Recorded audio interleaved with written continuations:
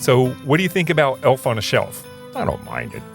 I actually think it's pretty funny, but the elves, that's a different story. The idea that they're just hanging around all twisted up doing weird stuff all day does not sit well with them. From Fiore Communications, it's How I Got Here. I'm Dave Fiore, and on this special holiday mini-episode, I speak with none other than Santa Claus. Santa was kind enough to give us a few minutes as he prepares for the big day, which is coming up fast. We have a candid conversation about the rigors of being the CEO of Christmas, the logistics of delivering all those presents, and even his favorite Christmas movie. It's Santa like you've never heard him before. So gather the family, grab some eggnog, and enjoy my exclusive conversation with the big guy, Santa Claus. Well, first, thank you for being here. I know this is your busy season, and I really appreciate your time.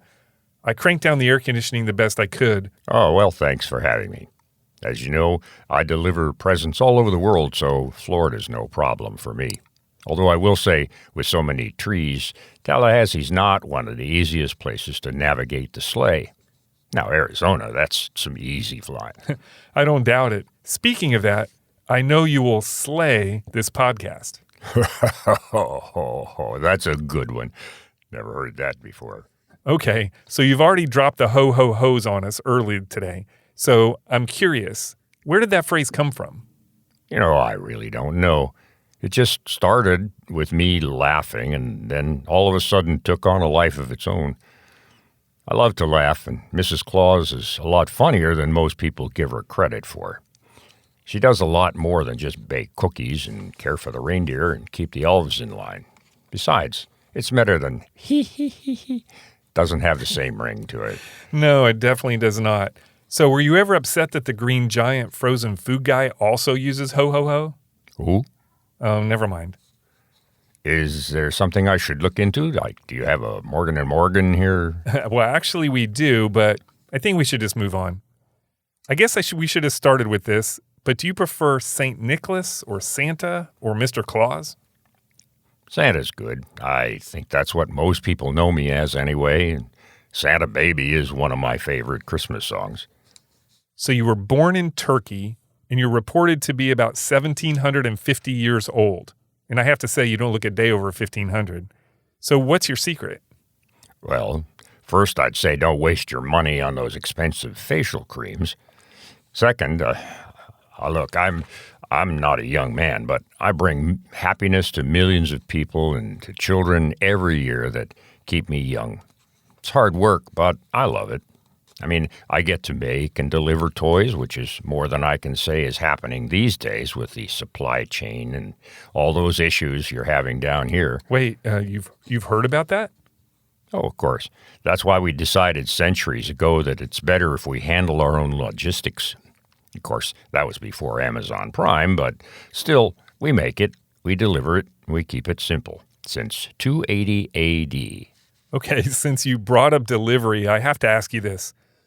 According to an article in Atlantic Magazine, using numbers provided by the CIA, it is estimated that you deliver presents to 22 million children per hour. That's 365,000 kids a minute and 6,100 per second. That seems like a lot. Well, okay, so let me ask you this. How many people listen to this podcast? Well, not that many. But a lot. So how do you get all the episodes to all of them at the same time? So you're saying you use Wi-Fi to deliver packages? I'm not saying that. I'm just saying that because we don't understand it doesn't mean it's not real. Fair enough. So let's switch gears a bit. We know you are extremely busy and fast on Christmas Eve. But what happens the rest of the year? I imagine you take some time off right after Christmas, but what do you do after that? That's a good question. When you run a large operation, it's more than just the products or services you deliver. It's about building a team, developing leaders, sharing your vision, get everybody on board. My job as essentially the CEO of Christmas is to create a culture that encourages innovation and creativity with a real accountability to be efficient. Because, as you know, we have some pretty strict deadlines. Have you ever been close to being late, like to missing Christmas? There have been a couple of close calls, but my elves are pretty awesome, and they always have my back to make sure Christmas is always on time.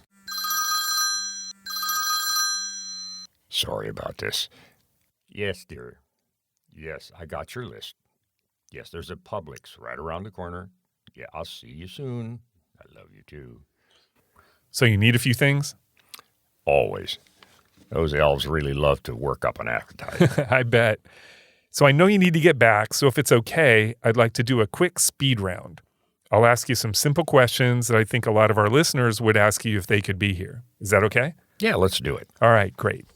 All right, first, what is your favorite Christmas cookie? Well, that shouldn't be surprising, but a great chocolate chip is hard to beat. Crunchy on the outside, gooey in the middle. And always milk? Yeah, milk. It has to be milk. Although nowadays I get a lot of almond milk and oat milk. They're okay, but, it's not the same. No, it is definitely not. So what do you think about Elf on a Shelf? I don't mind it. I actually think it's pretty funny, but the elves, that's a different story. The idea that they're just hanging around all twisted up doing weird stuff all day does not sit well with them. I'm sure it doesn't.